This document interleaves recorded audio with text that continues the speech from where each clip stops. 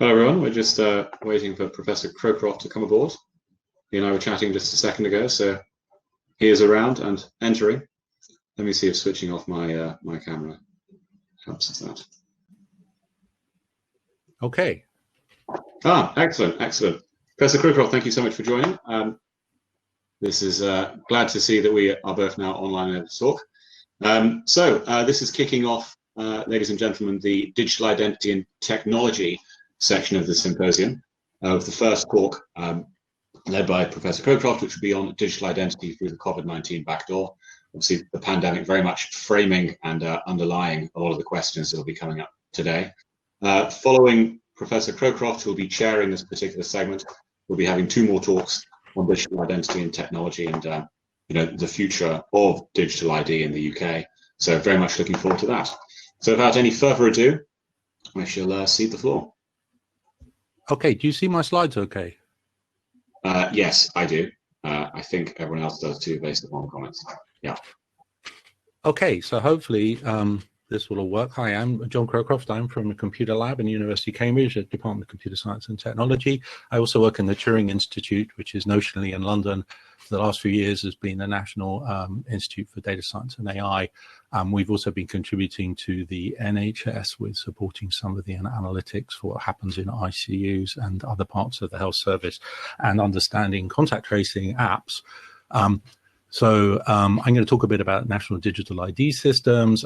This goes back to an event that one of the later speakers was instrumental in setting up from the Tony Blair Institute. So we'll hear a bit maybe more about that from that perspective. But this is national ID systems coming in through the COVID backdoor, and it couldn't be more timely. So during the pandemic, we've seen a whole slew of apps emerge on smartphones. The nicest one I claim is Join Zoe, which is a symptom notification app, which has got good privacy properties, was built by King's College London and Guy's and Tommy's Hospital, and doesn't have any real ID problems or challenges. But there are a bunch of other apps, and the two main things that have been bandied about and now in widespread use are contact tracing apps in use in certainly in Germany and other countries. Just to interject very quickly, may I ask you to put on the present mode on the slides itself? I think I see a play button there. We've had people asking for the slides to be made a bit bigger. It should have been already. That's what I'm seeing. Oh, okay. I'm not sure if I can change that from what I've got. So if I'm advancing the slides, that'll have to do, I think. Okay. Yeah, so it doesn't seem to be saying it's on the play mode, but I guess if it's just acting funny on your side, then no worries. Okay. So if you're seeing the next slide on pandemic apps and identity, then that's okay. So contact tracing apps basically build a graph of device IDs. And then if one of those is tested positive, then you can notify other people on the graph. You can have a centralized system where that graph of IDs is logged in, say, the NHS in a secure center, or you can have a decentralized system, which is what Google and Apple have built an infrastructure for on their smartphones. Immunity passporting essentially attributes an ID. Essentially, if you're tested positive, then negative, or you're tested for antibodies, or you've been vaccinated when there is a vaccine, then you can add this attribute to your ID. Sorry, John, we're being pinged by various members of the audience. I think so. We can't. The next slide hasn't come on. That's very weird. Now the next slide has come on. Okay, right. I don't know what that's happening. Yes. But I'll have to do it that way. Okay. Okay. So yeah. Okay. So one of the things about this is that these apps are tagging the identity of devices, but it can also obviously be relinked to a person who owns that device. In the case of testing somebody or giving them immunity by vaccinating them, clearly the health service actually get to know this at that point. But the other encountered IDs maybe people that person doesn't know. Now, if you're doing contact tracing, that's useful, because if you do manual contact tracing, you don't necessarily, you can't remember who you sat next to on the bus, who you may have infected or may have infected you. On the other hand, an app can deal with that, but it can deal with it anonymously.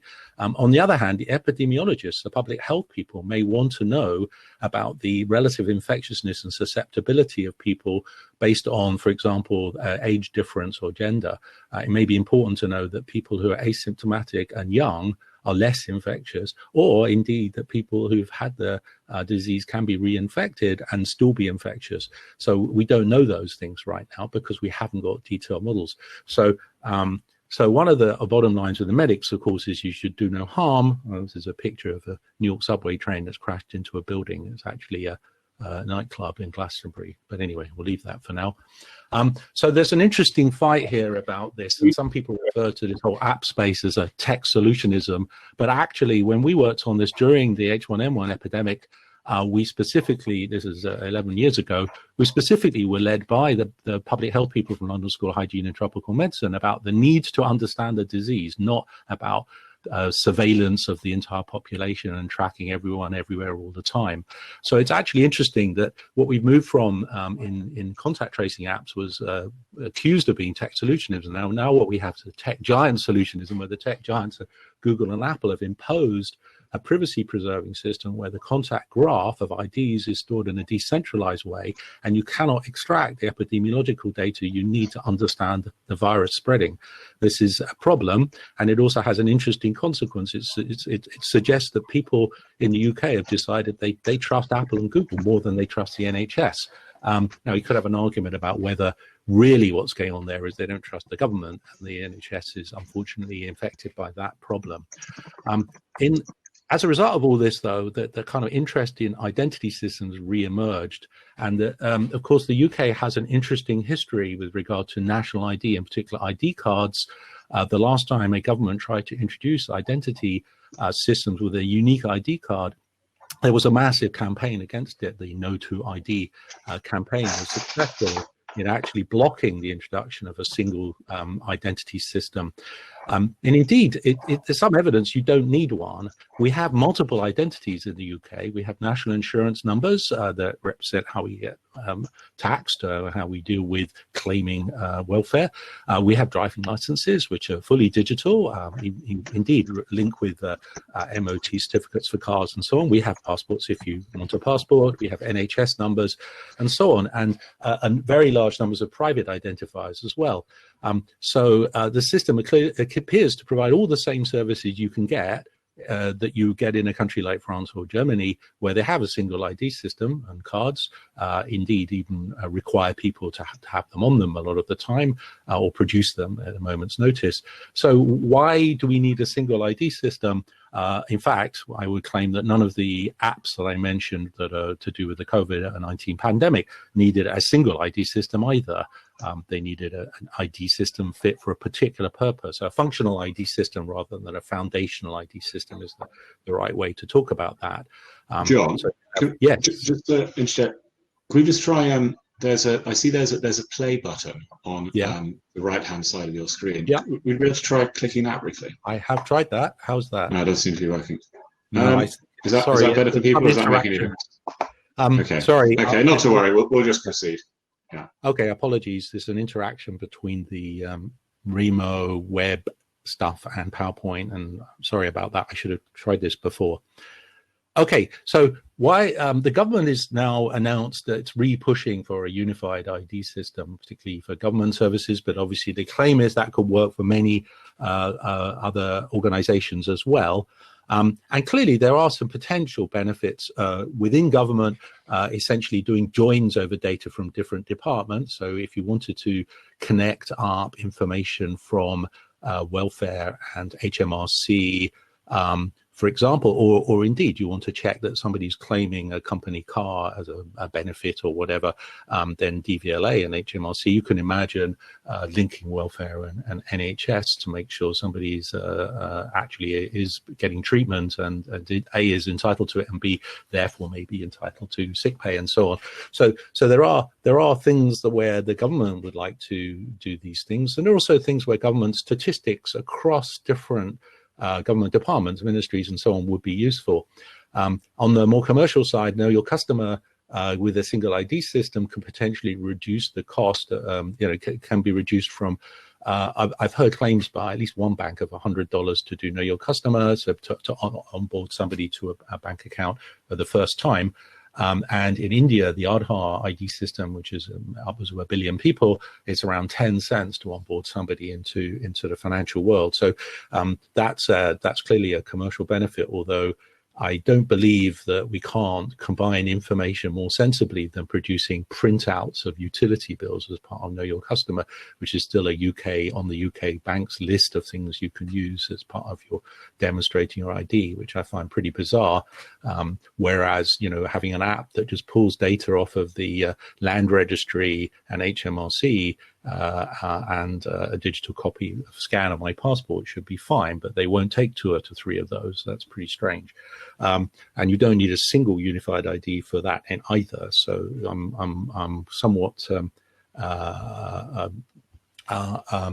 kind of annoyed by this sort of claim that you have to have a unified foundational ID from which all the other the sort of root of trust, the anchor as it's sometimes called, can then be used to combine all the other IDs or indeed to sort of root trust for them, when indeed they all operate with their own separate anchors. So the second way you could pull things together is to take a bunch of separate identity systems and federate them. And I mentioned that, this could be done very much in the way that Irene was talking about earlier, where you don't need to do the federation in some shadowy large-scale state surveillance home office building somewhere. The user could federate systems themselves. So you could have apps, they could be hats or data boxes or other kinds of systems like that, where you essentially authorize the app to get data from HMRC, from DVLA, from the NHS, and then you okay the join of your own data between those. And such an app is clearly going to be very useful to you as an individual. You might then, of course, volunteer that data back to the system. The nice thing about this is, of course, that can be retrofitted to the existing world of the UK, which is a set of separate identity systems, and doesn't require some massive top-down reorganization of the sign-on systems. And if you've tried signing on to HMRC, many of you will have done that in the UK. You all know that it was, at least initially, a challenge. GVLA was also interesting. Driver Vehicle Licensing Agency. When it initially produced the system, it wasn't just for licenses, it was for your car's roadworthiness certificate, the MOT, and lots of small garages had, one person and a dog repairing a car who were very technically able people, couldn't figure out how to sign on to okay your car, to give it its digital certificate for the okayness of the vehicle for the road for the next year. And so DVLA actually had to have a call center to handle all the people calling in to solve that for at least a year. So the teething problems with ID systems are problematic. And if you had a big bang day where you had a top-down single centralized foundational ID system, can you imagine the number of people who would then be locked out of all those services because they wouldn't be able to sign on to health or education or tax or what have you? I think the separation of concerns seems to me to be pretty sane. And then, of course, previous attempts to introduce foundational ID behind the scenes also encounter problems because there are all kinds of issues with interesting difficulties within some government departments. HMRC is certainly always concerned that a system that allowed other government departments to look at and combine data with theirs would reveal how often they have incorrect information. The NHS are somewhat less annoying about that. They will freely admit that many people have as many as 12 different NHS numbers. This is not because they're incompetent. It's because if you go into accident and emergency when you're unconscious, it's pretty hard for you to tell them your NHS number. So they make one up for the time being, and then they deduplicate it later, and they have a whole business of deduping. So how would you do deduplication of IDs? Of course, you could use biometrics, and many of us will be using fingerprints to sign on to digital online banking, which is jolly good. Maybe you use face, which is some face recognition systems are not bad.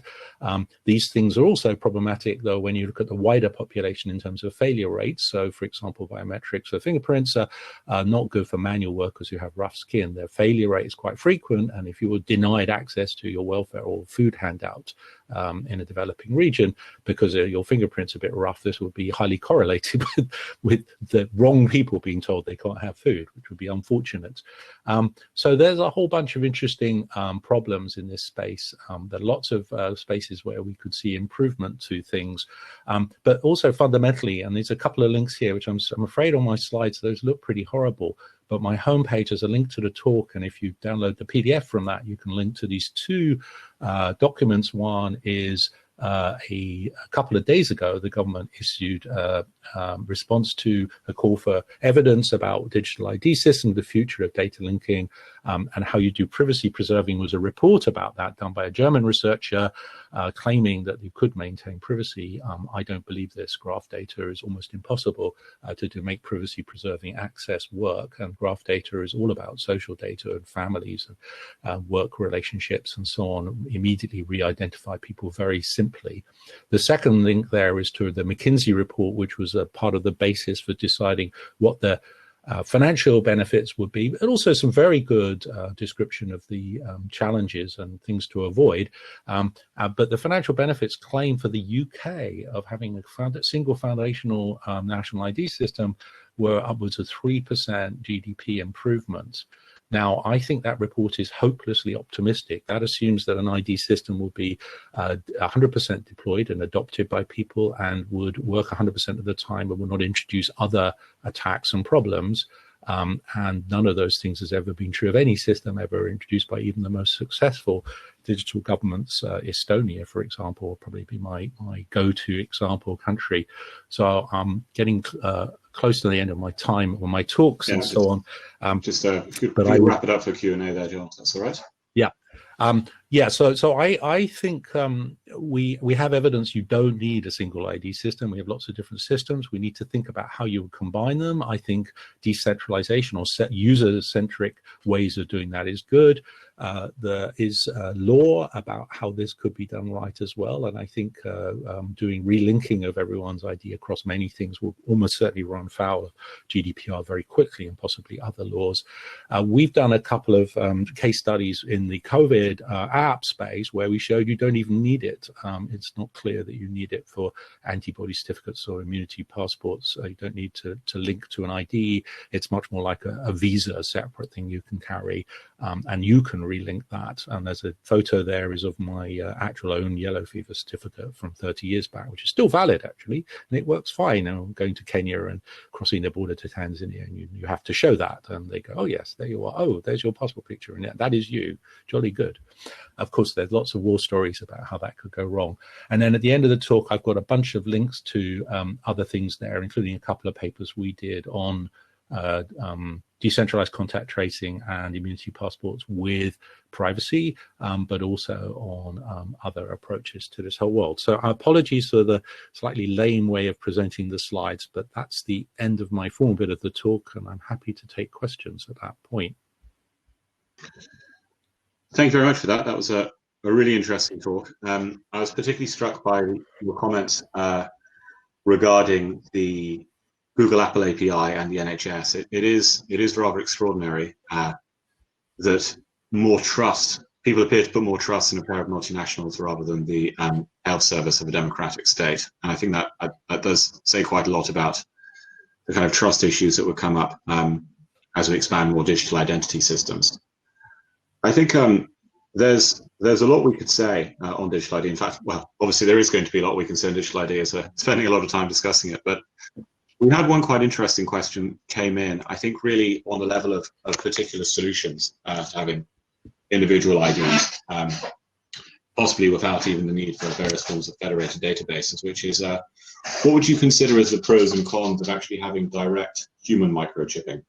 So maybe having some sort of physical digital ID embedded within someone's body. Do you think that could be an interesting form of digital ID? I'm not sure if you need that. For the vast majority of people, a combination of things such as age, gender, reported by the person, and an iris scan, for example, extremely reliable biometric. There are exceptions to that. You can have eye problems, combination of iris scan, face, and fingerprint, maybe handprint or gait recognition. The microchip, of course, would, as I think somebody asked the question with Irene as well, could you have a nanochip with a hat on? And of course, the microchip could contain all the attributes. And I think that's really kind of interesting. So you can't lose it. So you could imagine, you get your immunity passporting or your health information or other things.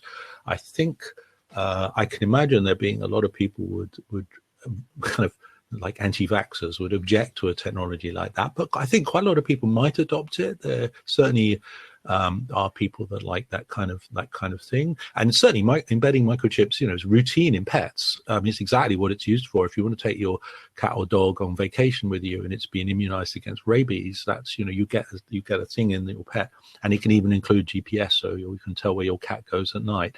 But yeah, I'm with. There's another comment from somebody, from John Harrison. I'm kind of with the. I wouldn't be too happy with this myself, but I as long as it was a voluntary alternative and there was no imposition, that would be. I can see it being attractive to some kinds of people. If you controlled the data that was on it and you have ways of assuring yourself that that was the data on it, that's another challenge with any of these systems. Even with, phone-based apps that integrate information from federated, or federate the different ID services, you still want to have some verification of that. And but I think that gets into a really interesting set of questions, doesn't it, around the responsibility that actors of power have in the design choices they make, because you say that this is up to individuals' freedom, and of course it is, but freedom is always structured by the choice available to you.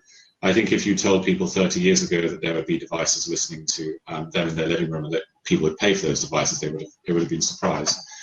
With that in mind, we had a particular question, and I think it'd be interesting here, both from your technical perspective as well as obviously the more sociological perspective that could also be answered, which is, I think it was two things bundled together. Why is it that identity is so important? I guess, there's various answers to that, but I think most interesting is, why is being the controller and processor of identity so powerful? Which I think feeds into, your concern having federated systems.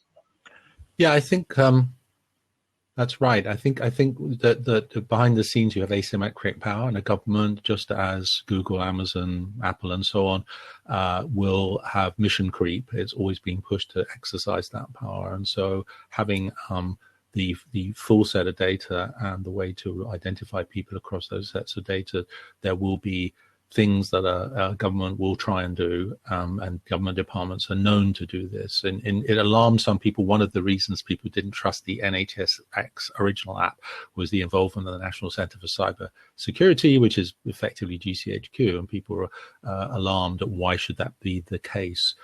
There actually were technical reasons why you did want to know that the app was secure, but that could have been done after the event, and there were other agencies could have done it.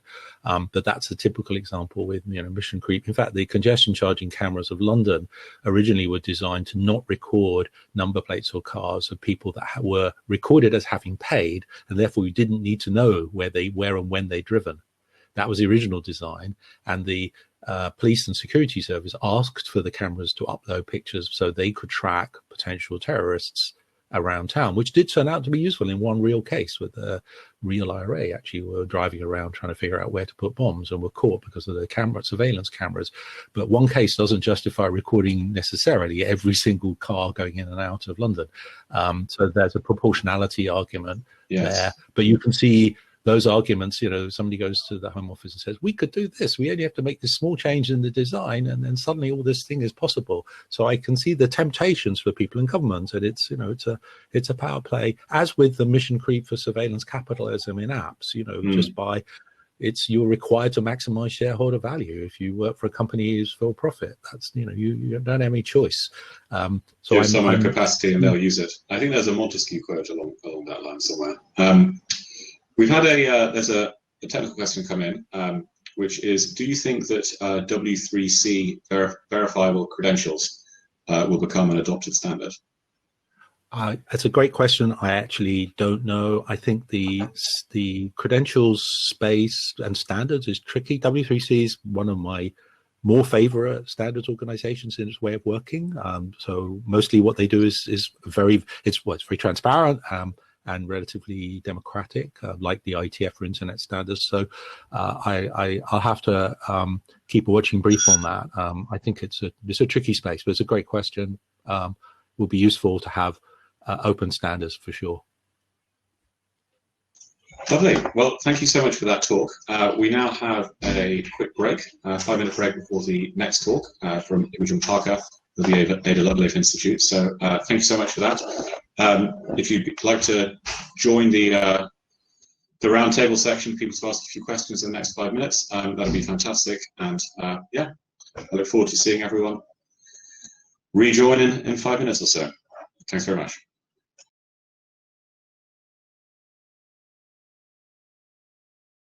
Excellent, excellent. We're live again. Well, good to have you all back in the room. I know it's been a very long time since we were having a presentation.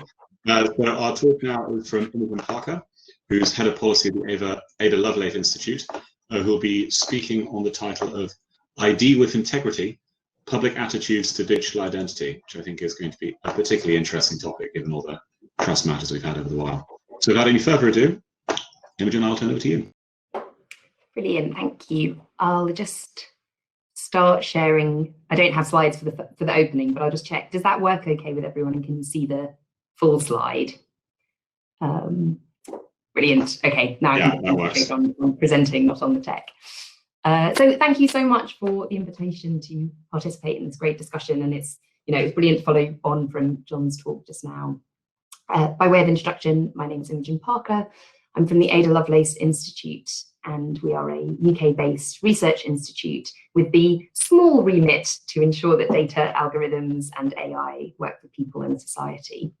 And to try and achieve that mission, we undertake a variety of different types of work. We do legal analyses, international comparative work, develop policy, do technical research and analysis, and kind of multidisciplinary academic convening. And a core strand additional to that is we undertake public deliberations, or what some people might know of as citizens' juries.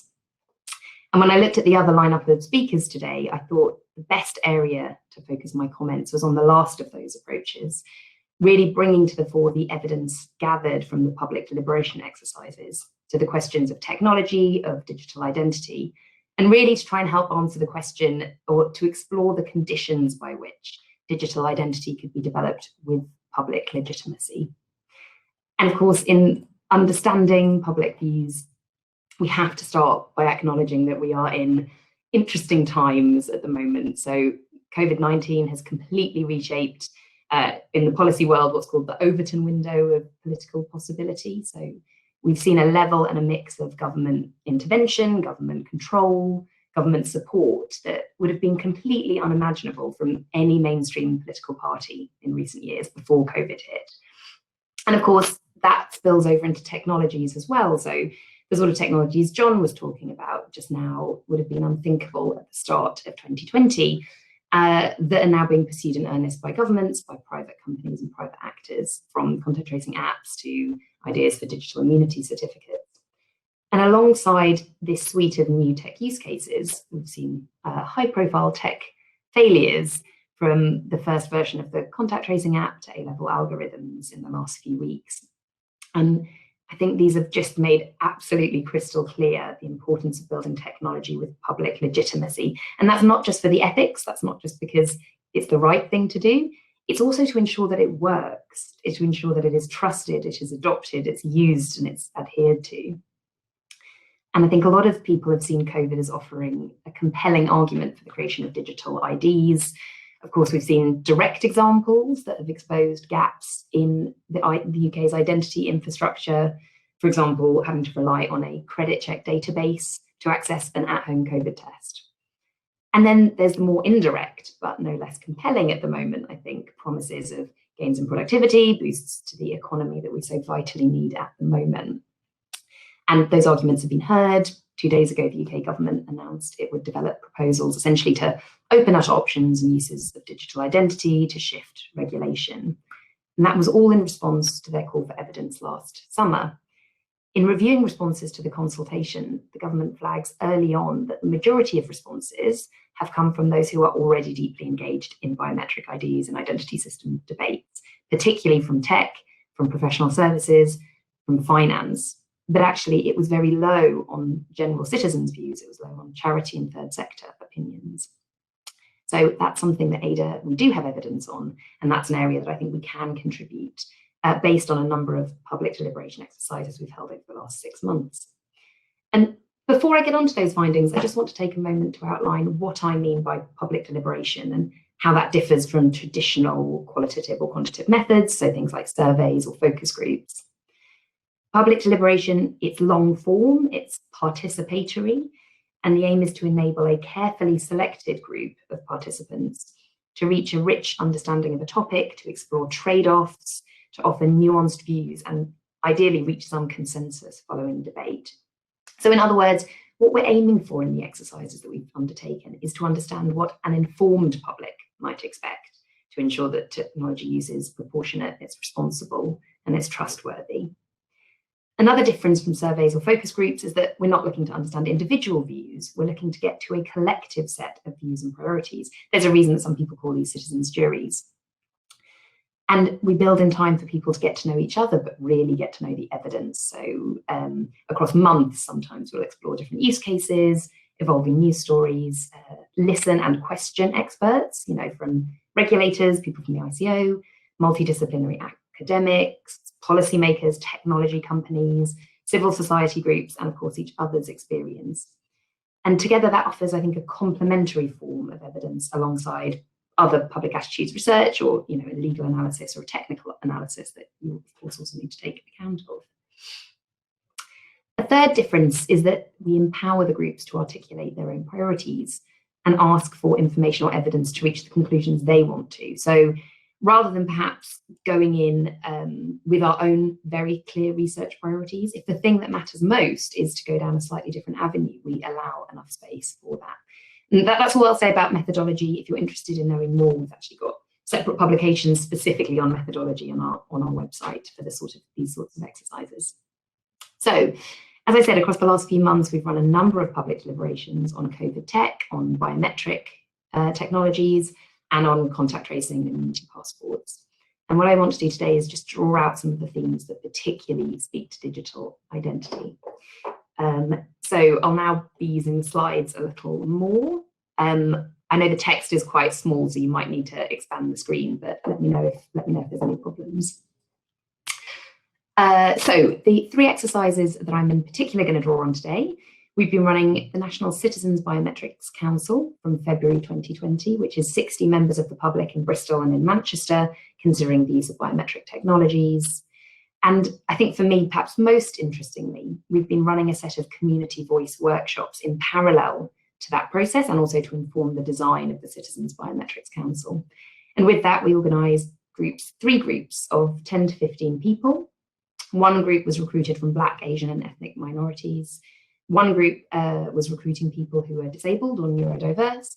And one group was recruiting people from the LGBTQI community. And the reason we prioritised those groups is we saw those groups as people who might have particular issues or face disproportionate impact from biometric technologies or identity systems, and whose voices are often underrepresented or drowned out when you have a kind of majority view or a nationally representative view, for example. And then the third bit of evidence I'm drawing on is from our 3-week lockdown debate across May. That was a smaller sample, it was 25 members of the public, and we tasked them to consider the role of technology in the UK government's response to COVID. The key topics there that arose were around NHSX digital contact tracing app and several of the sort of technologies Jon has just been talking about. Across all the exercises, we weren't asking the participants, should this tech be used or not? Is it okay or not? We were asking them to explore the issues, the trade-offs, and importantly, the conditions, the justifications, or the safeguards that they would want to see to make them feel that they had confidence in the technology. And across that really rich evidence base, I've drawn out 5 lessons that I think particularly speak to the question of digital identity. And while I'm going to speak to the themes to these lessons, I've devoted the slide space just to direct verbatim quotes from participants. So I want to unapologetically amplify the voices and stories from groups that are often unheard in these discussions. So 5 lessons from the public. The first point that I want to make is that any application linked to identity is going to be high stakes. People's understanding and experiences of identity are complex, and the concept of identity really holds multiple meanings and conceptions for different individuals. And for some people, the way they express their identity, their individual or group identity, contrasts with categorized identities imposed on them by society and embedded into systems. I think there's a really lovely quote there. The people we spoke to want and deserve the right to express their identity freely. They voiced concerns that identity systems that put people in predefined boxes might remove control or freedom, that they might erode individuals or communities' sense of identity and threaten to establish static categories as the primary means through which people are known. And there was anxiety from some groups that putting somebody in a predefined box just didn't reflect the way that we're seeing modern intersections of individuality, of nationality, of community, of ethnicity evolve. And binary categories might be inaccurate, but they also might be disempowering to some groups. Sorry, I'll just... Participants also were concerned that, particularly in light of conversations we had around the idea of attaching an identity to, say, a public health system. So let's say you have an identity that says certain individuals are immune or not immune, for example, or vulnerable or shielding. They were concerned that that actually that's not the way they would want to present themselves, that might obscure other important aspects of their own identity. And here, the idea of proportionality, while not expressed with the use of that term, it runs really deep in public consciousness. So any form of categorizing, of centralizing, of determining identity has to be seen as justified and it has to be seen as necessary. And we heard that from across different types of public, but of course it was a particular strongly held theme in the dialogue we had with LGBTQI individuals, many of whom who have had to struggle and been harmed in the need to put forward their own identity and bumping up against systems that wouldn't allow them to do that. So that's the first, and I think the longest lesson, I think, around this.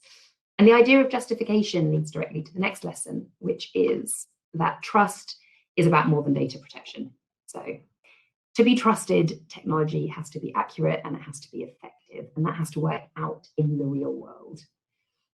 Too often, debates about public acceptability can lapse into this flawed and I think slightly tired argument about privacy versus public health, or citizens' anxieties about the way technology might be used can be met with reassurances about data protection, for example, which is important, but not the whole thing. First and foremost, then, people need to feel that technology is going to work. They can trust that it will solve a legitimate problem, it won't fail, and it can be relied on.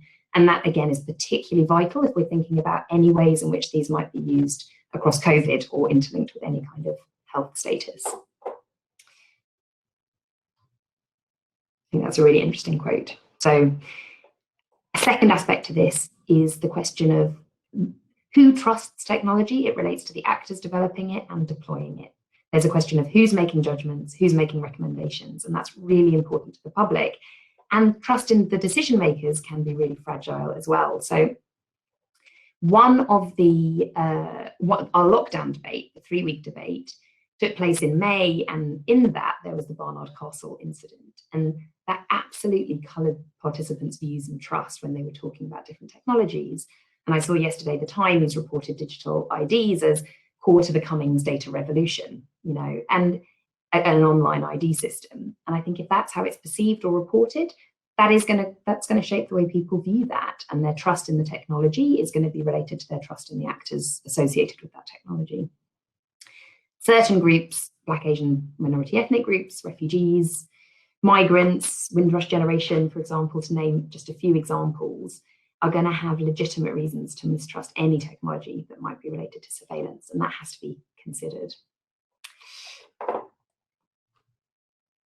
So the third lesson, tools must proactively protect against harm and discrimination, with legitimate fears about discrimination addressed directly. Many people have experienced negative impacts from discrimination directly as a consequence from identification or categorization systems, and that's particularly among some of those groups that we wanted to kind of upweight the voices of. Fear that something like a digital ID could translate into a tool for prejudice needs to be addressed and protected upfront. And lower uptake, for example, from potentially disadvantaged groups that may legitimately mistrust surveillance systems, we need to acknowledge that, and that needs to be mitigated. there's some really interesting, I think, stories there. Just going to give you a minute to read the slide.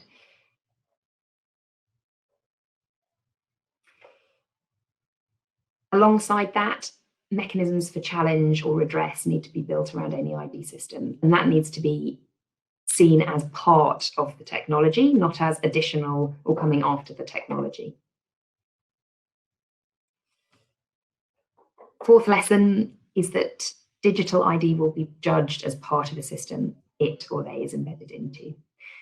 So that requires the whole system to be trustworthy, not just the app, not just the technology. And the system encompasses those who develop tech, those who deploy tech, but also those who will use it out in the real world. And as you can see from some of these quotes, an app, however technically perfect, can be misused by actors in, we've seen cases in policing or migration, or it can be mistrusted through a fear of government overreach or some form of scope creep. And we know around, for example, the contact tracing app, people were anxious about what that might evolve to do. And then the last point I wanted to pull forwards is that tools, again, all of these lessons really are very interlinked. Tools will be seen by the public as political and as social. Technology developers need to understand that putting technology out is shifting the social political fabric of society during a crisis and potentially beyond that crisis. Tech cannot be decoupled or isolated from questions about the nature of the society it's shaping, whether it's encouraging kind of solidaristic approaches or divisive approaches, inclusive or individualistic. And the last quote I wanted to pull forward was this one. I'll just give you a moment to read. Just to, if you could begin wrapping up, so we have. Yeah, sure. Thanks very much. And as you can see, people right now, I think more than ever, are watching how politics, geopolitics, how society is evolving and how tech leads or follows that change. So that is really just a snapshot of, I'll just leave that on the first page again. That's really just a snapshot of some of the findings. If you're interested, we've got more on our website, or do please, I'd love to kind of talk further about it, talk more about it. In terms of just a last minute to wrap up, I think where does that leave my opening question? I think I'd make 4 recommendations to return to that question of how do we build any digital identity system with public legitimacy, with public trust. Firstly, I'd say tread carefully and tread slowly. Acknowledge the anxieties and risks, don't downplay them, monitor them, work in the open, anticipate and design in responses to potential harms rather than dismissing them or underplaying them. I think we just have to be realistic about that. And trust will be greater if people know that systems are trying to grapple with those issues. Second recommendation would be to build in public deliberation from the start. Obviously, at Ada, we advocate for that. But more than ever, I think now is a time when the public are deeply engaged. They're watching politics, they're watching policy decisions, they're looking at technological choices. We saw masses of people protesting an algorithm 2 weeks ago. So this is a different time, and people care and people are engaged. And what we found through these exercises is that even if it's a very technical subject, if you give people the time to talk to experts on an equal footing, they have really nuanced, really contextualized opinions that I think will lead to better tech. Third lesson would be to understand that apps must be entwined with policy decisions. So it doesn't matter how good the tech is, you need to think, what is this doing in the real world? How does this interact with other policy strategies or legal protections or practical use cases? The public are going to engage with the tech through social, behavioral, and governance context that they're embedded into. And then my last recommendation would be to develop tools in open, to welcome feedback, to set up independent research. And we know that trust is going to be greater if you have a plurality of organizations looking at this, if you have different sort of actors engaging with this. It's not just reliant on the reputation of an individual or a party or a company. And I think collectively we'll all be better for that. So I will leave it there. Those are just very much drawing on the public's views around this. And I suppose I would just say I'd urge those recommendations even more strongly if, as we know is possible, a form of digital identity is expanded in purpose, if we're starting to look forward to ideas about using a public health identity system, immunity certification, any contact tracing, anything where you're going beyond the core purpose of digital identity, that is going to make it more controversial. It's going to raise greater technical and social and clinical questions, and it of course poses deeper societal risks. So that's not to say it can't be contemplated, but we should understand that in contemplating deployment, it's only justified in the face of this grave, pandemic that we're all facing. And as we've seen in countless other cases, once tech is out the box, it's really hard to put back in again. So that means we need to build consensus about what we want to do with society and tech now, but also what the legacy of these technologies are going to be on society after the crisis has passed. So I'll leave it there. Well, thank you very much. That was a really interesting talk. Yes, I think that thing you pointed to just now is it's the law of unintended consequences, isn't it? I mean, a policy that you put in place now, what impact could it have on different people's, gender identities or sexual identities or what have you, as you formalize some sort of logic into a particular system.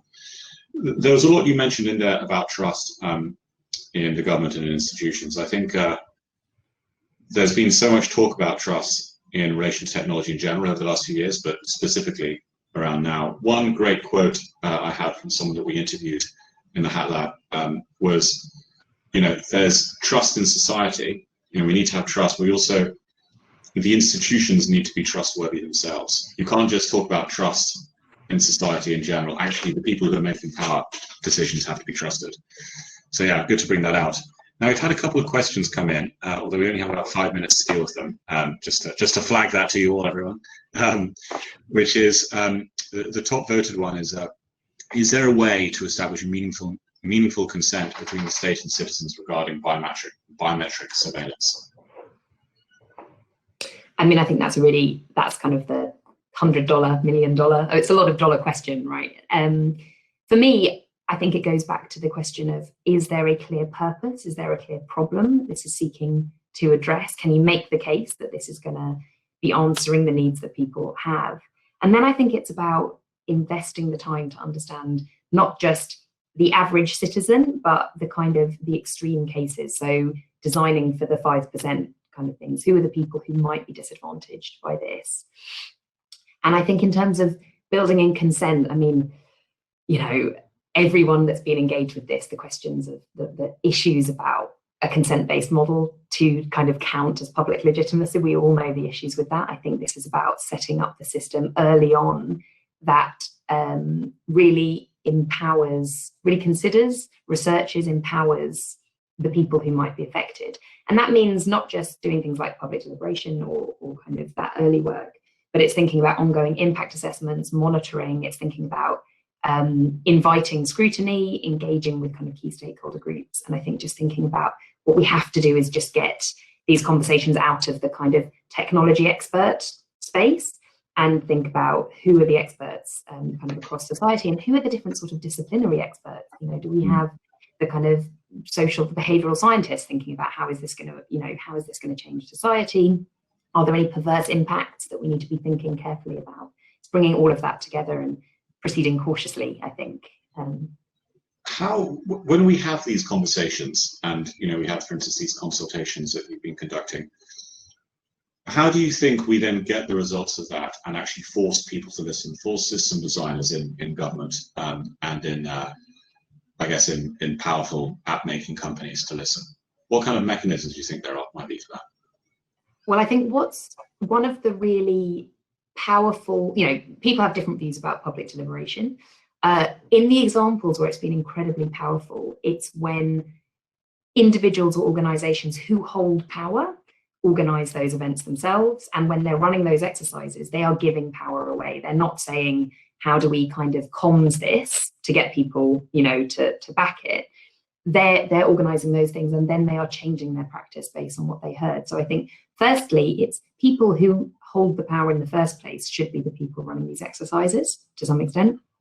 I think the second point is, as I said, we've seen this as the question of tech's impact on society, the question of how marginalized groups might be adversely affected in COVID or by technologies.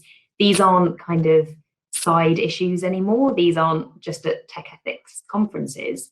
These are headline news now. These are kind of public protests. So I think we're also just in a place where everybody now understands, or I would hope that everyone now sees the case and for working for understanding what public concerns are, understanding what harmful impacts might be, and proactively and upfront trying to mitigate those and work with governments or parliamentarians to ensure the regulations in place, the policy infrastructure is in place to really make this successful. So I would hope that the case doesn't need to be made anymore, that public have views.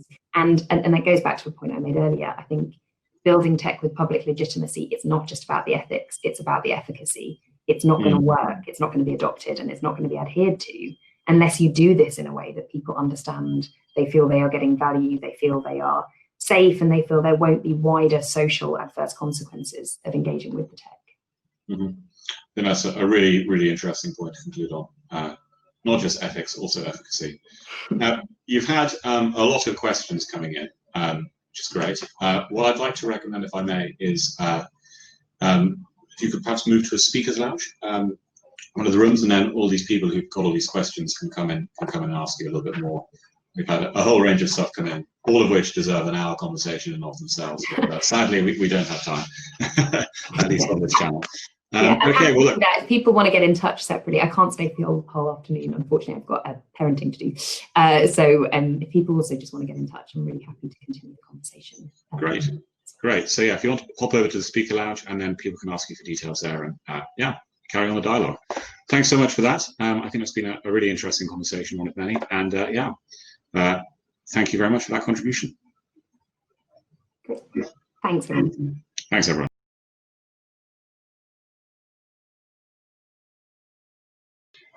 Right. Hello again, everyone. Welcome back to the main stage. We now welcome our next speaker, Mr. Andrew Bennett from the Tony Blair Institute for Global Change, who will be speaking to us about digital identity in the United Kingdom. Where are we now and where are we going? I think will be a very interesting talk, given the many ongoing debates and indeed some announcements that were made in the last couple of days. So, Andrew. Thanks very much. Hi, everyone. My name is Andrew. I'm from the Tony Blair Institute. I'm just trying to share my slides, which we just tested, and it worked. And now having a bit of trouble. Yes, it was working.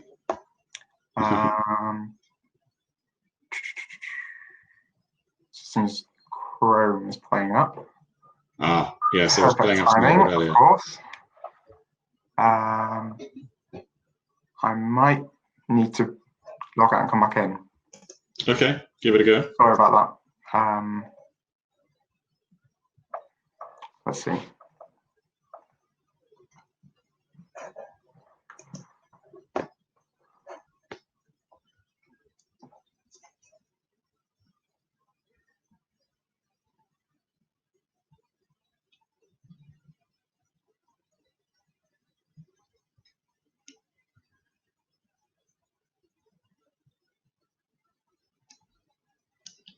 So for anyone who just popped back in, we're just waiting for Andrew to rejoin in order to get around a potential little Chrome issue that he was having.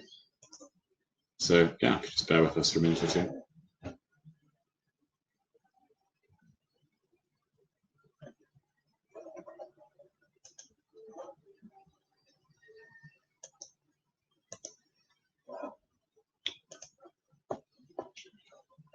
In the meantime, whilst you wait, I'll quite happily give a little bit of a conversation about the Hat Lab's own efforts in the kind of joint field of digital identity and the COVID-19 pandemic.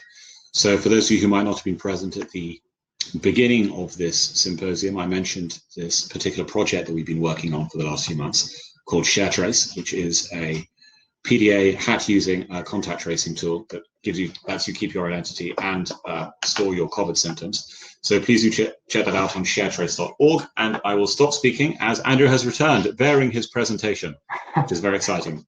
So, excellent. Thanks very much for filling, James. And hi, everyone. So as I mentioned, I'm Andrew Bennett. I'm from the Tony Blair Institute. I'm part of a team built to help equip leaders to master the revolution in technology. And that covers a range of topics, including internet regulation, health tech, tech adoption in developing countries, and government reform, which is my focus, and of course was a significant part of government policy under Tony Blair. So building on Jon and Imogen's excellent insights, today I'm going to review the policy landscape for digital identity in the UK, so where we are and how we might make some progress.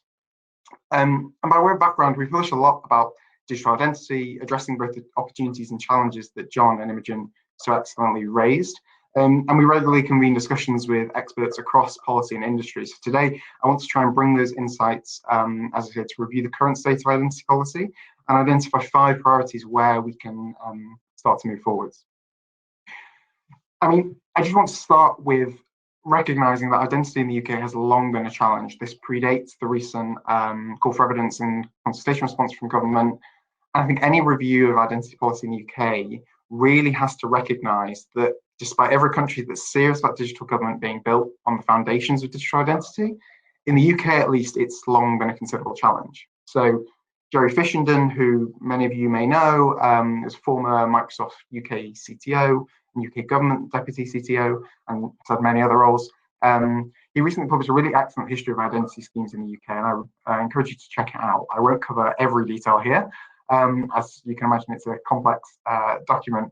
But this diagram, adapted from his report, illustrates this incredible complexity of 23 years of identity policy. And alongside many a flagship government scheme, whether that's Government Gateway, to ID cards, of course, and to verify, there have been countless assurance frameworks, guidance documents, and third parties who came along for the ride. And so the recent government consultation response, while a start, suggests that we're still a long way from delivering an effective, functional approach. Now, arguably, this historic kind of failure to sort out this problem has reared its head in particular in recent months. So building on gov.uk verifies mixed success rate. Last year, the National Audit Office in the UK reported that only 38% of universal credit claimants, that's the chief benefits scheme in the UK, can use it successfully. And so the lack of inclusive and authoritative identity has really been stark. And in the pandemic, we've seen this too. So as Imogen mentioned, it's left some who fail to pass a credit check unable to get a COVID-19 test. It's also likely complicated the work of officials trying to deduplicate testing data and understand what's going on at regional levels. And it's also constrained political leaders. So Jon is right that there are many challenges around mobility credentials, if we refer to them, or immunity certificates, as you may have heard of them. But we do think there is an argument that leaders should at least have the optionality to test and iterate and work with the public to understand what their needs are. And without an identity infrastructure, you don't even have that optionality. So for us, it's clear that the need for a sort of secure, user-centric and reusable digital identity infrastructure has never been clearer. So where can we make progress? For us, there are at least 5 areas where the identity policy playbook needs updating. That is infrastructure, government structures, flexibility of policy, legislation, and also market strategy that's future-facing. Rather than focusing on any one particular use case today, therefore, these priorities should help us set the underlying framework for a variety of different applications. And so the first of these, infrastructure, I think it's really important to think about how lots of debate about the COVID-19 economic recovery is focused on a so-called sort of infrastructure revolution, akin to the New Deal. And while that would be nice, roads and railways really are the infrastructure of the last economic era.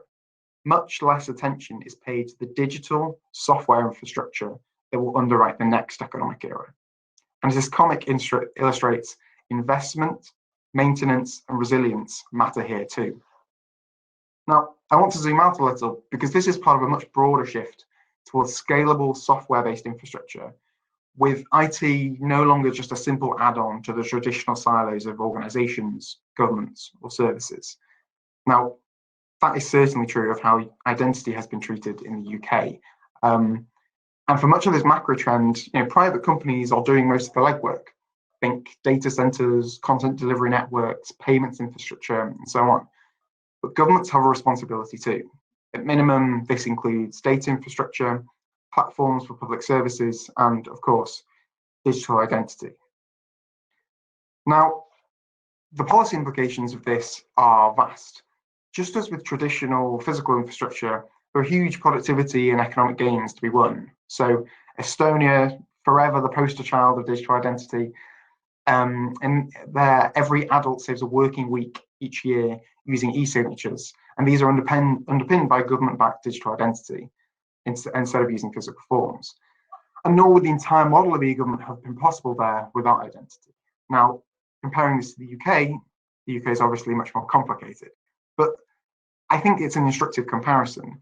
Estonia has spent 40 million euros over 20 years, and that includes all the operational expenses, including issuing ID cards, to reach 98% take-up. Now, Verify, the scheme that I previously mentioned, and is only the latest government attempt at digital identity, has cost at least £154 million to register only 5% of the UK population. Now, that's stark. And there are regulatory implications too. So as I mentioned, much of this digital scalable infrastructure is provided by private companies. But as we've seen with contact tracing, companies operating digital services with public impact at global scale understandably have no incentive to start refereeing which countries should be trusted with greater latitude to design their own infrastructure and make their own policy. So as these same companies come into the ID space, states need to work together quickly so as not to lose the initiative once again if there are certain aspects that they do want to shape. So all this means shifting how we approach infrastructure. Digital matters too. And just as leaders spend scarce political capital on knocking down the challenges of building roads and railways, the same should be true of making progress with identity. So one place that they could start is appointing effective, dedicated leadership of the policy area. Now, in the UK, since identity is both a need in public services, across departments, and also a policy area affecting the wider economy, for years there's been no single part of government that's been accountable for this inherently sensitive issue and risky investment. The big players, as you can see here, they've often diverged in how they check identity and never really kind of been able to see identity as a shared need that necessitates a common approach. GDS, Service, Culture, Media and Sport, themselves, they've been trying to work across these departmental boundaries, but ultimately haven't had the power to make it this common approach. So the result for citizens is incredibly confusing and involves lots of friction. For the market, is incredibly complicated with different standards and different approaches.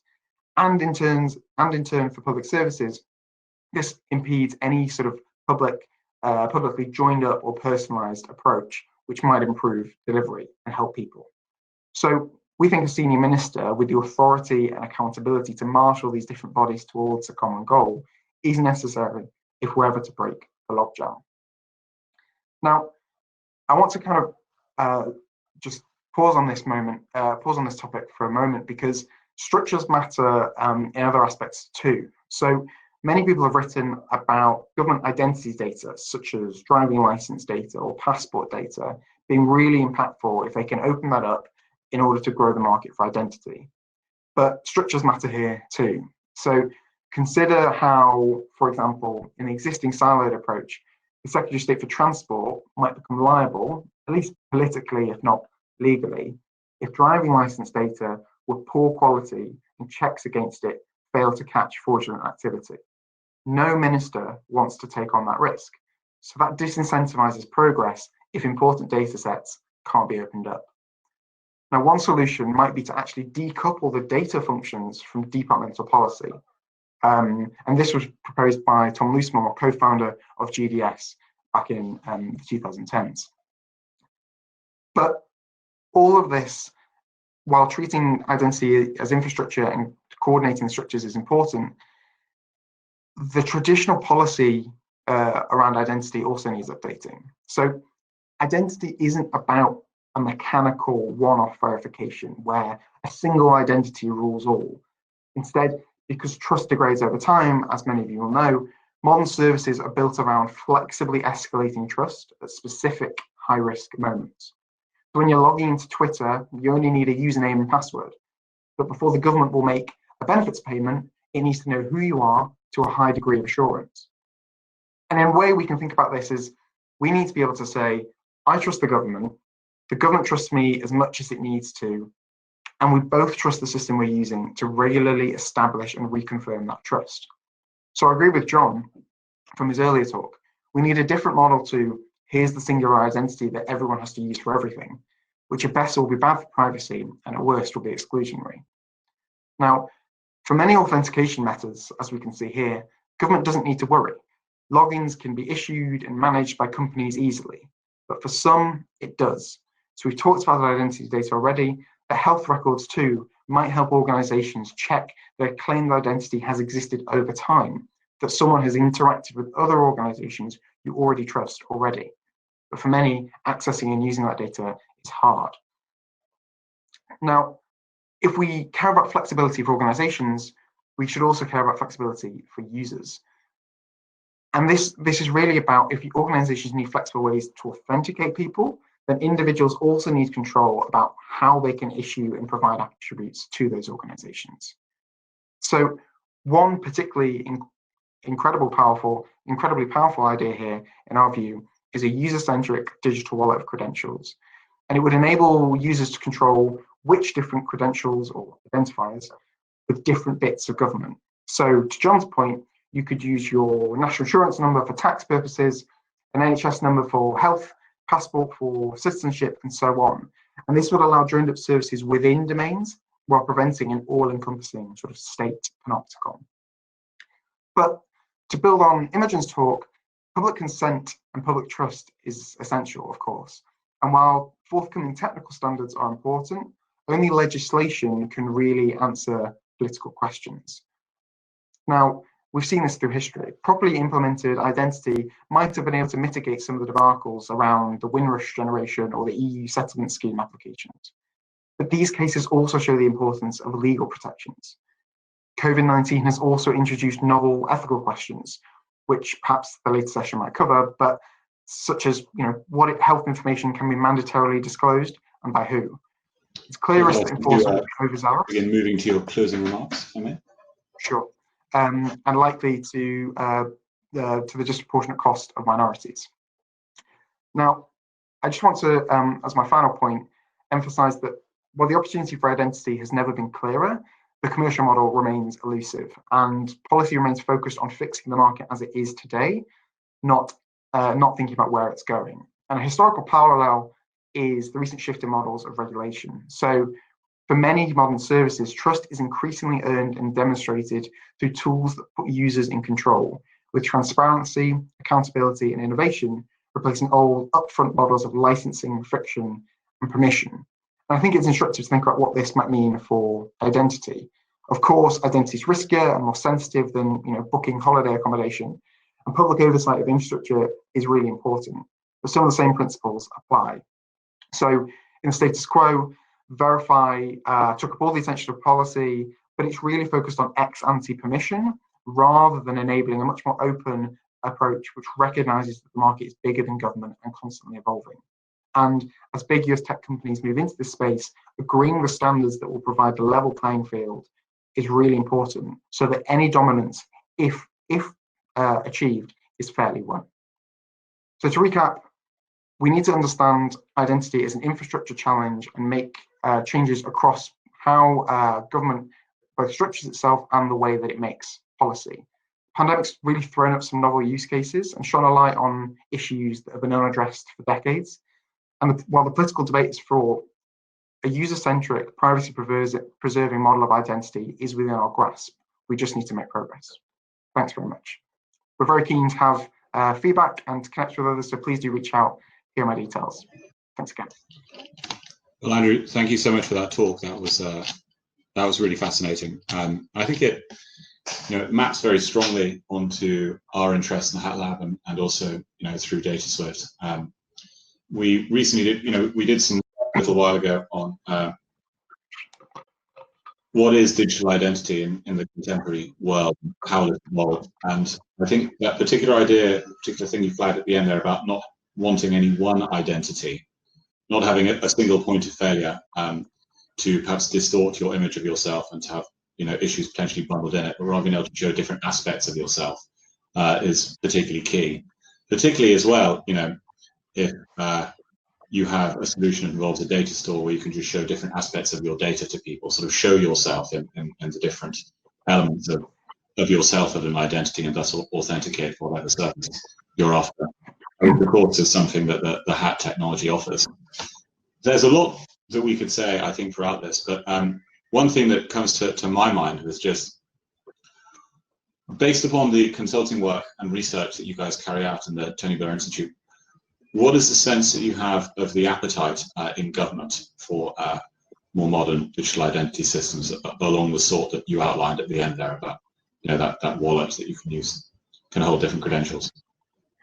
So I think when you talk to different people in government, what you really get a sense is that this is a challenge that everyone is facing, and slowly I think people are coalescing around a problem. And COVID-19 has, as I said, exposed some use cases or some points of failure where people are beginning to recognize the challenges. The challenges actually are more political than technical, I think.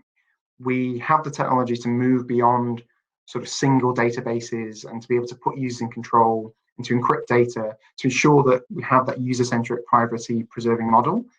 The challenge is, how do we manage the public conversation and ensure that there's trust in these technologies? And that's where I think the coordination between departments has maybe been lacking, but hopefully we're moving forward with the recent consultation response published this week, which sets out several principles, many of which were focused on things like privacy and inclusion, which are really important to the public conversation. But I think what's difficult is understanding what some of the concrete next steps will be. So very keen to sort of see how that moves forward. I think there is a recognition in government that we don't need to do this in the way that maybe we were constrained to do in the past. And there are, I think there's an appetite to work with private providers to have a different, to have a plethora of different credentials that are under the control of users, which speaks to that shift that you're talking about. But I think we are still a little bit way off of delivering that. Interesting. Thank you for that. We've had a few comments come in, one of which connecting to Northern Ireland, and a difference in, well, actually, I've misread it. So it's the difference between the UK model and how it includes or excludes Northern Ireland. I mean, so firstly, how would you say, I guess there's two questions bundled into that which have been asked. One, how unified has the UK government digital identity systems approach been across the constituent nations of the UK? And two, how does the UK's approach overall compare with European peers in terms of how effective it is? So I think on the first point, I know that there are identity teams working in the devolved administrations, but I think they work closely with those based in Whitehall, because ultimately many of the population records, as far as I'm aware, are, they are held nationally in terms of the whole UK rather than just locally. I would be very surprised if we end up having 4 different identity schemes. I don't think that's the plan, but I think the comparison with kind of international partners is even more instructive. So as the question points out, I haven't been able to read all the details, but it's commonplace in many European countries to have an identity system. And I think one thing that is instructive here, and this goes back to Estonia, which we're probably all a little bit bored of hearing about, but one thing that we learned recently is that when we look at Estonia from the UK, we sort of take it for granted, and we think they've had this infrastructure in place for over 20 years, and they've been able to build this, and it's been part of them building a nation, and it's just been almost inevitable. And I think actually that needs countering. It took real political leadership, and I think lots of people didn't understand the value in digital identity at the time of its inception in Estonia. And I think there's a parallel there, which is many of the benefits that you might have in European countries where identity is commonplace, it's foundational, and it's used, they are yet to be sort of articulated and communicated in the same way here. But what you also have in those cases is 20, 30 or more years of broadly trusted institutions, trusted systems, and openness and user control. And so those things which are integral to improving public trust in the UK, that simply haven't had the time to be built up. So there's a slight sort of chicken and egg scenario here where we both need to deliver and show what we can do and help people understand the benefits, while also requiring an element of public trust to be able to do that. Which is why I would just go back to one of the points you made about the way of working, which is working in the open so that people understand what's possible. And we saw this a little bit with the contact tracing app, that while there were challenges around it, certainly the teams working in government were very keen to work in the open. The source code is published on GitHub. I think we are moving in the direction of government and policy recognizing that this is really important for public trust, particularly when it's something so sensitive. And I think that's a really positive step forward. Interesting. Well, thank you for those points.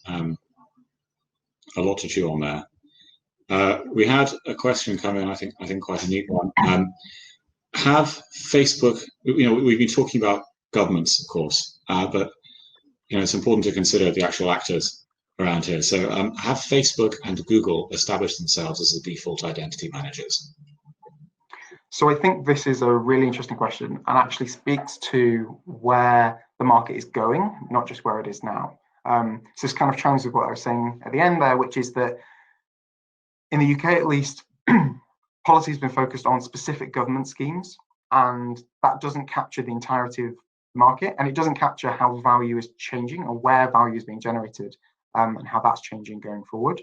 So whether you think of your Facebook login, Google login, or your Apple ID, many of these are providing login services in that sort of table of weak authentication, weak levels of assurance, where there's no need to have government-backed identities in order to log into your Twitter account or to your Facebook account or so on. What I think is interesting is because often those companies own the customer relationship, they own the end user relationship, they have a large user base, which makes them extremely kind of viable partners for many identity relying parties going forward, which is a real challenge for many startups at the moment who just simply don't have the user base to be viable partners for big organizations.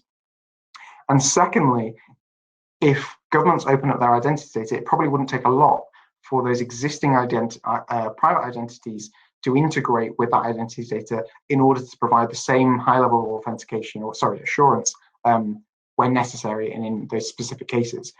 So what you're really seeing, I think, from a policy perspective, is a challenge, because you want to allow the most user-friendly and best services that you can, while at the same time recognizing that there's a potential risk of market dominance. Now, if that happens on fair terms, then so be it. But I think what we need to recognize is that there's a lot of policy that needs doing up front to ensure that the sort of rules of engagement, there's a level playing field between both sort of domestic startups and many of the big US tech companies as well. Interesting. Well, there's a lot that I think I can see others have wanted to ask, and that I personally would also like to ask you on that. But sadly, we're going to have to pause that there. What we're actually now going to do is, rather than hopping immediately into the lunch break and also the a Q&A session of yourself, Andrew, outside of this room, we're actually going to have a 50-minute discussion on the main channel with the chairs and all the speakers who've been in this particular series. So I'll be with yourself, Andrew, Imogen, if she's still around, and Professor Crowcroft. So just to flag to everyone, that's what will be happening, and then we'll be breaking for lunch after that. I think what that means is that I'm going to stop this particular call, and then we'll all hop back in. Oh, no, I'm not. No, I'm not. Okay, excellent. Irene's coming in. Yes, the Jeff can just come in now. So John, if you'd like to join, and Imogen, if she's still here, and then you can do a general discussion. Perfect. Great. All right. Well, thank you for that, Andrew. Andrew. Okay. Hi. Our job as chairs, John and I, and John, if he's around, is to be probably less polite. And less moderate. James is. So I think I'll kick off, and John, you can jump in, and we'll just have a little round, more robust discussion. Since this idea of policy having a role in identity, and being the partial gatekeeper, partial coordinator, partial, let's be fair with everybody, it's just this. Isn't that just utopic? Isn't that just not possible? It will just end up not getting anything done. Having said that, I take your point. If you let the market rule, this is just going to go pear-shaped, isn't it? So is it that these are the issues and this is the problem, but are the players within these issues and problem the problem itself? I think that's a fascinating question. I think what's interesting is if you go through the different players in the system, so we've talked about tech companies already, you've got government, financial services are a significant player, many of the existing identity providers, such as credit checking agencies. There are lots of different players in this space. And what I think came out from the consultation response that was published this week was that there is certainly at least an expectation, if not sort of demand on the part of industry, that government is best placed to help sort of coordinate and to convene industry to agree on some standards of that aspect of the challenge. So I think what's interesting is maybe you could say that, this is something that, as we talked about, this has been a long held problem in the UK. It's been very complicated, and you could potentially point some fault at the government for not progressing sooner, but that's also been in relation to a difficult public debate.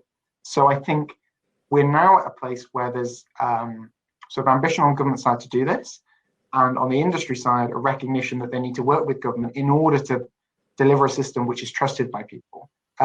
So I share your sort of slight cynicism or uncertainty about how this will work, but I think actually when you have these two forces that are slightly immovable, I'm not sure progress will happen until everyone gets around the same table. Yeah, but we're talking about standards that are government-imposed standards or some consensus standards. The tech industry have had standards for a long time. You ask everybody, they think blockchains of the world. They have tech have different set of standards. My question here is, you have a bunch of people who might not understand technology so well. I'm sure they'll understand what the technology is, but I don't think they quite understand the legal social implications of some of these technologies.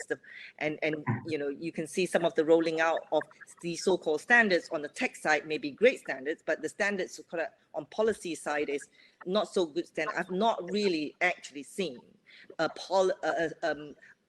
process of getting to a standard that is tech standard and policy and government standard. I mean, maybe Jon can comment about that, because it seems that every time tech comes up with a standard, it's just a tech standard, and every time government comes up with the A standard, it's the standard. So what are we talking about in terms of standards? Well, yeah, we've just done a survey of a bunch of different countries. I mean, sort of truth in advertising. We're funded by the Gates Foundation to build trustworthy digital identity systems for nations. And we're staying away from the UK because it's a hopeless case. But we're looking at, easier cases like Nigeria, which has got a pretty decent design.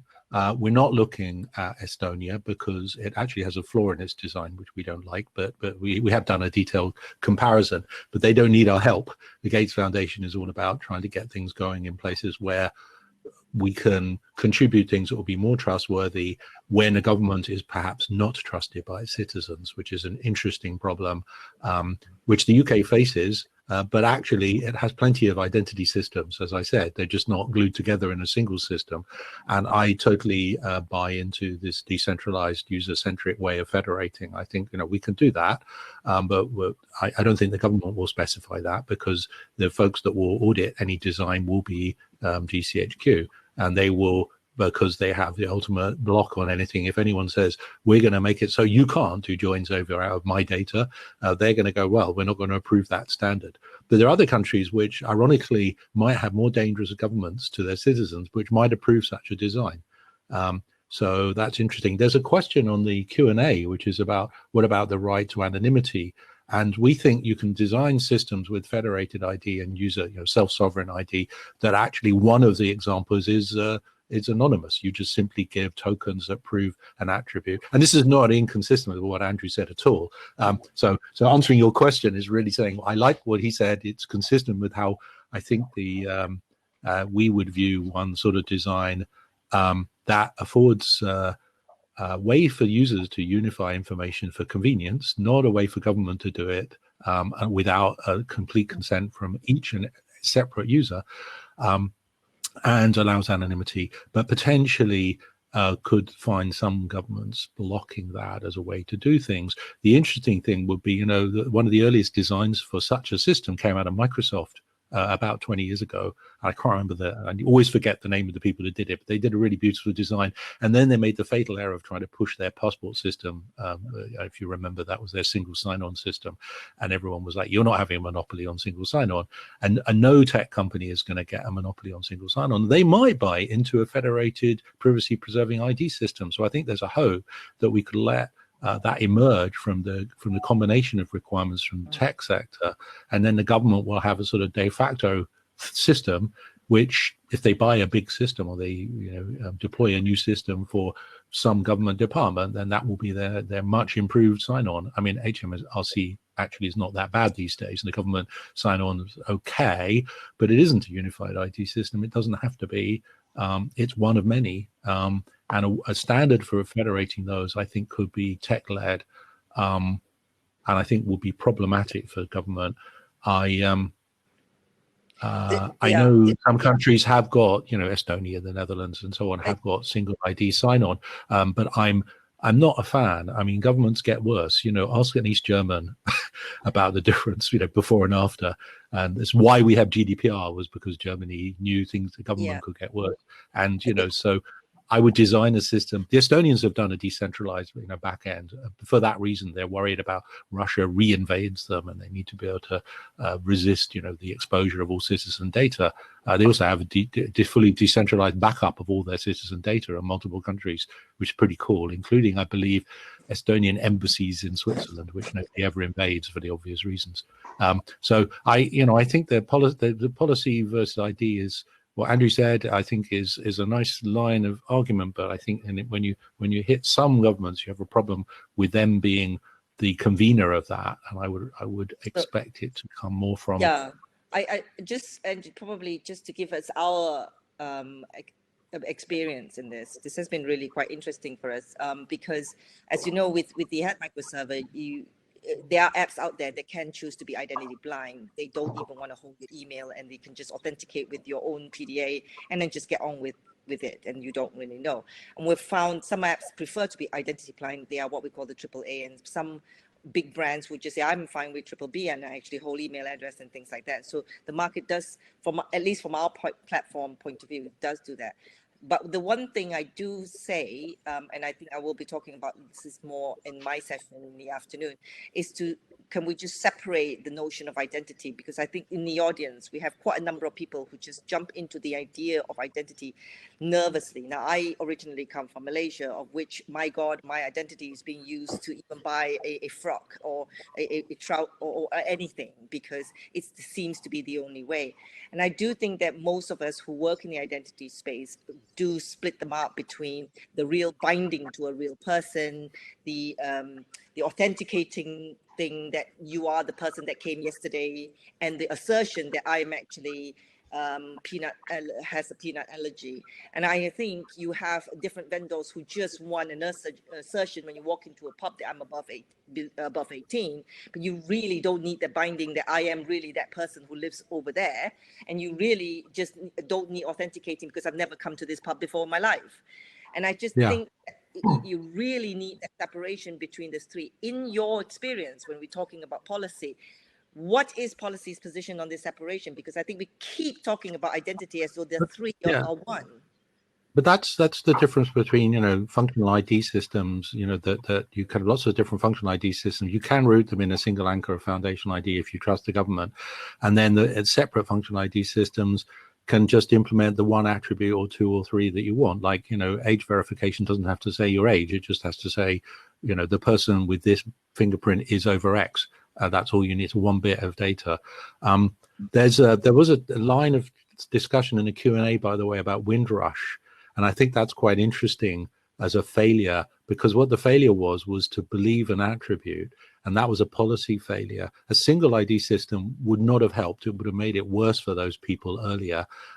Federated ID system probably also wouldn't help, because the failure was the Home Office did not recognize the attribute that somebody had come over. It simply didn't have records, actually typical old-fashioned government incompetence, which could happen in a modern system as well if you don't do data entry right. So I don't think either way of federated, decentralized or centralized makes a difference to Windrush. I think it was sheer bloody mindedness of an awful toxic environment in a government department, which unfortunately there were no heads rolled, which is, is like happens again and again recently. It's quite well, apart from sadly some people from the West Indies who are dead now, or worse. Andrew? Well, how to follow that? I think for me, certainly it feels like policy understands that there is a difference between all of those different things that you describe, Irene. And if anything, actually, that's probably being led by the market, because many of the solutions that people are presenting do automatically, because it's such a sensitive area. I think market solutions are thinking about how do they protect privacy and ensure that users are in control anyway. So policy is then about trying to grow a market which is already heading in that direction. So I think there is a recognition. I think what will be interesting is as we move forward, the public debate around this is, as you say, is very fraught, because people have preconceptions of what identity is because of how it has been used in real cases elsewhere. Or the potential of how it could be used if built in the wrong way. And we saw this yesterday. Imogen mentioned that many of the reporting of the consultation response was about, Don Cummings in the UK, special advisor, wanting to have all this data and control everything. But actually, everything that's being talked about from a policy perspective is very different from that. And it's more about sort of a salacious story versus technical requirements. So I think what is challenging is how do we, on a policy level, both recognize that there are these different ways of building systems and then also communicate that to bring people with us, because that's the piece that's missing. We can't talk about this in the same way as people have been talking about it for decades, because actually there are different ways of, as you've talked about, there are different ways of doing things now that put users in control. And if we, to some extent, the key shift is that the point of integration is now at the user rather than government. And if we continue to advocate a model that talks about the user, but port it as if the point of integration is at the government side, that is where you get this fundamental discord. So there is a responsibility on policy perspective, both in government and organizations like my own, to help present those differences and expose them so that we can bring people with them. Because I think there are genuine benefits here. Not just, there are lots of nice things that we can do, but there are also harms that we can avoid. And I think that should be the right motivation, but we need to couple that motivation with the right sort of delivery. And at the moment, I'm not sure we're quite there. Well, I would argue that is not the role of policy, that's the role of activism. I just think your institute needs to be much more an activist. Well, yeah, I mean, we are kind of, absolutely, we're a supportive voice of digital identity, but kind of regularly trying to introduce into debate not just techno-solutionism and bring people with us. So that's absolutely the role of nonprofits like ours, but it's a challenging role. Absolutely, it is. Right. I think we are about to go to lunch. James? Oh, James is not in here. I've been lurking, submarine-like. Yeah, it's lunchtime, everyone. So, time to grab lunch. I have my eye on an excellent sandwich or two, but enough about that. I think the main thing to mention is there'll be lots of opportunity for conversations and networking taking place, but this is all on another link. So the 1 hour networking lunch link can be found in the outside area on the networking lounge banner, which will be also shared shortly for announcements. The current event link, i.e. the one that you've logged in through, will be closed for 45 minutes. But then at 2 p.m. UK time, this link will be reopened and the presentations will continue. So you have two options. You can either go to the networking lounge for about 45 minutes until 2 p.m. British time, or you can leave the event for an hour and then come back on the same link. So entirely up to you, and I guess for whatever arrangements you've made for grabbing your lunch today.